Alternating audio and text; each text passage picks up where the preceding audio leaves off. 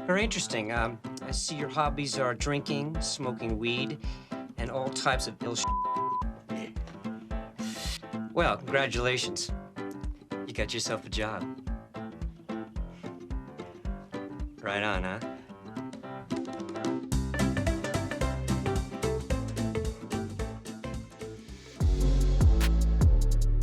Susan, welcome to the program. We're just so impressed by your work and your reporting, and you have been on top of this issue. And we just want to thank you because we don't want anything bad to happen, even if we disagree with Barack Obama or Joe Biden. We don't want something bad to happen to them. This is clearly threatening the lives of political protectees. The floor is yours. That's exactly right, Benny. Thanks so much for your interest, and it's great to be on with you and meet you over this medium. I think that the thank you for thanking me for this, but it's actually the Secret Service whistleblowers who are coming forward because they are disgusted with what their agency has become. Many of them are just waiting for retirement because morale is so low they want to get out because standards have been lowered, especially since the Barack Obama presidency when DEI was valued. And as you know, during the Biden presidency, President Biden put out an executive order saying that he mandated that DEI be a priority. So, of course, Jill Biden's handpicked director, Secret Service Director, Kimberly Cheadle, who resigned in a cloud after the assassination attempt, was basically forced out after a terrible presentation before Congress.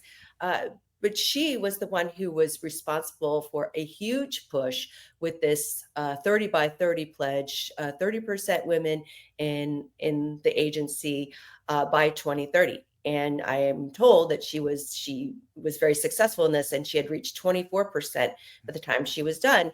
And so merit was no longer they were valuing when in the hiring process. And so even though Donald Trump has put out his own executive order saying this has to be dismantled, and they did put officers, the DEI officials, on leave. Administrative leave, paid administrative leave. I haven't heard what was happening to them. These DEI hires still remain in the Secret Service, and they're causing the standards to be lowered, and obviously unprofessional behavior like this that just jeopardizes the entire mission. I mean, this is on its face a massive threat to Barack Obama. This is when the two people that are tasked with protecting you are fighting each other. That's a perfect opportunity to engage in harm. If you wished ill, this would be the time to do it, right? Like when the people who are tasked with your protection are fighting each other, correct? Obviously, they're not taking their mission seriously, because what I'm told is that this was just because one of it's actually a uniform division officers. They act more like police, a little bit above police, but they mainly secure the White House.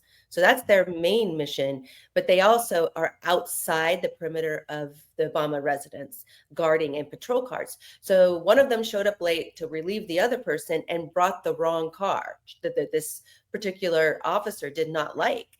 She wanted a Dodge Durango, but the relief person brought in a Ford Explorer. So that was, enough to trigger this woman.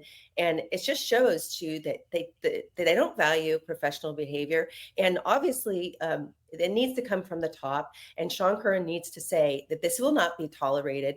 I've heard some other incidents that my sources have not said, you can go with this. But this one is one of the most egregious that I've heard in recent weeks. It's unbelievable behavior. I told you, I reported last year after the assassination attempt that one Secret Service agent was breastfeeding her baby right before Donald Trump was supposed to arrive at an airport. It was just, some of these things you just can't believe. Some of them are so egregious they fall asleep on the job. There's examples of that. Other sexual things that have been going on that I haven't reported yet, but just wait and see. I mean, I said set the notifications on my X.com because I also have developments with the cocaine story coming out soon. This is just part and parcel of the problems that are plaguing the Secret Service, and agents are headed for the exits. They're going to the Drug Enforcement Agency. They're going to U.S. Marshals. Anywhere the professional agents that are sick of this type of behavior are headed for the exits. Wow. We put up your X all the time. We'll put up your profile right now. Everybody's got to follow. We'll do it at the end of the interview too. But man, your account is just exquisite when it comes to reporting these things. So it's going to get worse. It's going to get, based on your reporting, it's going to get worse. And there's more bombshells to uncover here based on the DEI horrors that have been wrought to this agency. Yep, there's a lot of rot from within. And I've asked Sean Curran, the new director, to say to me whether he still supports the 30 by 30 pledge that Kimberly Chino signed on to, and whether he is dismantling the DEI, whether he's put out an edict that we need to raise professional standards after these 2 assassination attempts, one that was way too close for comfort. And it's just, to me, he's putting out a lot of recruiting videos, and he says the recruiting has improved, but they need to retain the good agents because they have lowered the standards over the last 10-15 years to the point this is where we're at. And certainly I would not feel safe if I were protectee, and the agents that are good are also stretched very thin. They're working very long hours because Trump administration, the Trump family is very large. JD Vance is much more active than his predecessor was, Kamala Harris. And so these agents are both stretched thin, and there's unprofessional elements that are causing extremely low morale in the wake of these assassination attempts. So I hope recruiting is up, because the retention is a serious problem. Susan, if you're going to war, and we talk to a lot of war fighters on this program, if you're going to war, you got to make sure that the people that you're going to war with have your back, and that hopefully aren't going to get you killed. And so when you see footage like this, and when you see reports like this, and we just went through what I know, what's been publicly reported, I'm sure you know twice or 3 times as much, that's going to have a horrible effect on young, good agents that want to sign up. Because you're going to look at the fight outside of Obama's house. I don't want any part of that, exactly. Right? Like that could hurt me. That could get me killed, right? Like somebody with she presumably has a firearm with bullets in it, and here they are brawling, and that's a very dangerous situation. And you're going to say, screw that, right? Like, I'm not going to sign up so somebody can get into some type of world star brawl with me on camera. I'll go elsewhere. Like, this is a crisis for the Secret Service. That's right. You have a lawsuit pending. There's going to be a DEI lawsuit that I've reported about, and others have reported about. We're just waiting for it to drop, and so it could be a class action lawsuit. I know that Rashid Ellis, an agent, a senior agent in the Secret Service, has complained publicly, has put out the word on X social media and other places that he believes that DEI was directly related to the assassination attempts. You had several women agents that were inexperienced, according to the congressional reports and the Independent Review Board. They were inexperienced, and they were put in charge of security on that day. There were 3 women agents that were responsible for this. There was a site agent, which is the site securing the site. There was the lead agent, who was the one that couldn't holster her gun, and there was a counterpart site agent. They were all women, and they were all at fault. Now, there was one agent, supervisor, who was supposed to, there was a male agent who was supposed to, senior, was supposed to oversee all of this and provide the walkthroughs, and he failed in his mission as well. So, but yes, this agent has come forward, and there will be a lawsuit. So there will be a reckoning here that Sean Curran is going to have to deal with. So I'm not quite sure why he hasn't put out more statements in terms of the reforms. Maybe he's concerned about the litigation that's pending. Yeah, because you've seen this across the government, various agency heads, but one that comes to mind is Pete Hegseth, making it very clear that the military will not be some type of DEI cesspool or some type of toxic, anti-man, anti-meritocracy, toxic soup, right? No one wants to sign up and serve there, where you have to be walking around eggshells with everyone's pronouns, right? Like that's not how you create a fighting force. Anyway, I think he's done a great job with that. I'm not sure what your contention is there. And then you've seen military recruitment really skyrocket. They told me we met with the Pentagon last week, and they told me that their recruitment they've already hit their recruitment numbers for the year. And just because he's like very publicly rid the Pentagon of that, and he's gotten very aggressive against that. And you're right, we haven't seen any of that from the Secret Service. Yeah, Pete Hegseth has put out a ban on trans agents, trans officers in the military, but the Secret Service has trans officers, and I've heard that some of them have caused some problems within the agency and some discomfort certainly. And so I asked, is this going to apply to the Secret Service as well? And I had no response. They're focused on their recruitment videos. Sean Kern has done just a couple interviews, one with Laura Trump, where some of the questions, hard questions, were not asked. There is a change.org petition that's circulating that says, we need reform in the Secret Service.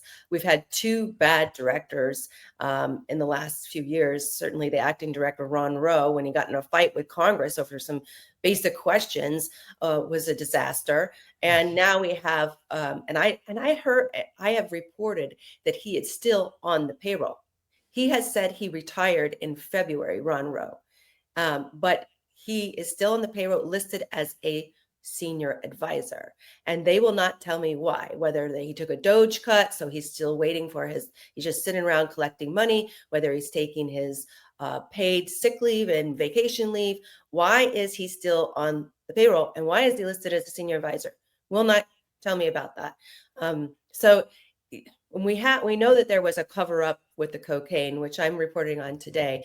I reported last year after the assassination attempt that Kimberly Cheadle wanted that bag, wanted the evidence of the cocaine destroyed.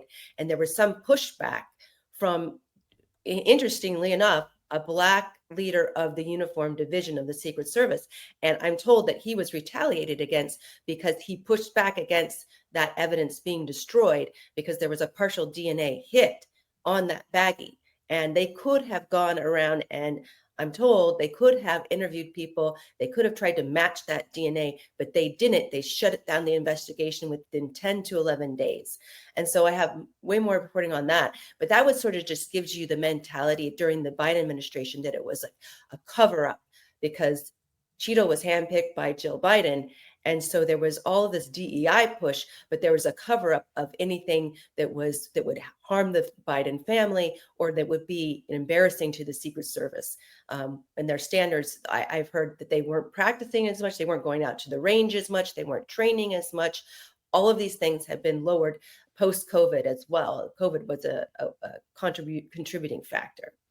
So we just had up on screen, I want to pop it back up, Dan Bongino as a Secret Service agent. To my knowledge, this is the first time that we've had a Secret Service agent rise to such high ranks inside of the FBI. Dan Bongino just said 24 hours ago that his top priority is the cocaine at the White House, one of them. His top investigative priorities is the cocaine at the White House. Since you're ready to break news on this, could you preview just a little bit about what we're about to learn about that cocaine at the White House? What does the cover-up entail, Susan? Yeah, so I believe that there was two pieces of evidence. There was the cocaine baggie itself, and then when they tested it, they found DNA. They found some DNA on it. So there was an envelope with tubes of DNA in it. And so what we want to know. So someone's nose had been in there, right? Someone's nose or finger had been in there, yeah? Yes, exactly. Or the fingerprints on, and yeah, maybe it was the nose. But all I know is there are these 3 tubes. They destroyed. There was, I have FOIA documents that show that the cocaine itself was destroyed right after the investigation was shut down around July 13th. And this had happened. They found the baggie on July 4th. That weekend, I think it was a Sunday before the July 4th weekend. So there was very few people at the White House. So they could have gone over the visitor logs and the staff logs to know who was in the White House, because we know who is in the White House the whole time. So it wasn't the entire staff. They told us, the Secret Service told us that there wasn't enough DNA evidence to test to really make that hit, and they didn't want to interview. It would be a civil rights violation to interview all of the White House staff. Well, not all the White House staff had to be interviewed. So That was a lie. There were several lies that happened. There was so many different places where they moved. The first they announced they called in, which is unusual. They called in the Washington Fire Department, Metropolitan Police and the Washington Fire Department to do hazmat, because they thought that the only reason why we know about this baggie of cocaine, because usually the agents I've talked to said if we find a baggie of cocaine around the family, we just destroy it. But they thought it might be a biohazard. Thought it might be anthrax. So they called in the Metropolitan Police, and we have a dispatch saying, "Hey, we found it in the library of the White House." But then they moved it to a cubby that had more access from the West Wing access. So then people thought so that there would be more access to the staff. More people that it could be attributed to. So there were several lies that I'm taking a close look at, and there's also lots of concerns about retaliation. The people within the Secret Service, there's rules and protocols that they have to abide by to hold this evidence. Some people who said we need to hold it and not destroy it, they were, from what I was told by my sources, they were retaliated, while the people that actually went about destroying those, I have a question in whether those tubes were destroyed of DNA, they were given promotions. So it's definitely a cover-up that happened. And I do believe that some people at the Secret Service, including former Director Kimberly Cheeto and Ron Rowe, know exactly who left that bag of cocaine in the White House. And I want to know why we don't have the camera footage. There's the cameras all over the White House. Why don't we have the camera footage? I'm told that there is camera footage. So there is camera footage of this. Do you believe they'll get to the bottom of it? And then a final question: do you believe that President Trump is safe right now, given this current protective detail? Well, let's go with the first question first.